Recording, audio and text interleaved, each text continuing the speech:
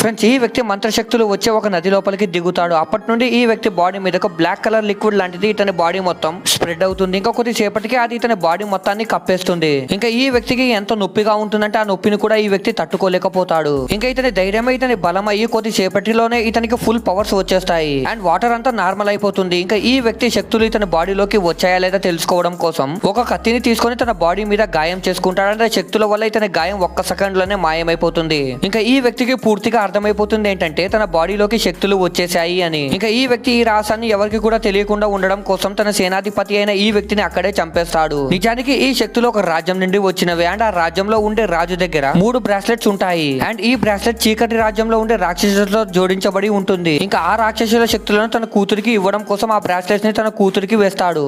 ఇంకా ఈ బ్రాస్లెట్స్ ని వేసుకున్న ఈ అమ్మాయికి పాపం ఏం జరిగిందో చూసే ముందు మీకు డబ్బుల కంటే మీ అమ్మ ప్రేమ గొప్పదని భావిస్తే వీడియోని లైక్ చేసి ఛానల్ ని సబ్స్క్రైబ్ చేసుకొని కామెంట్ లో లవ్ యూ మా అని టైప్ చేయండి. చివరికి బ్రాస్లెట్స్ వేసుకున్న ఈ అమ్మాయి కంట్లో నుండి ఒక వెలుగు వస్తున్నాయి. తర్వాత ఏం జరిగిందో తెలియాలంటే పార్ట్ 2 అని కామెంట్ చేయండి.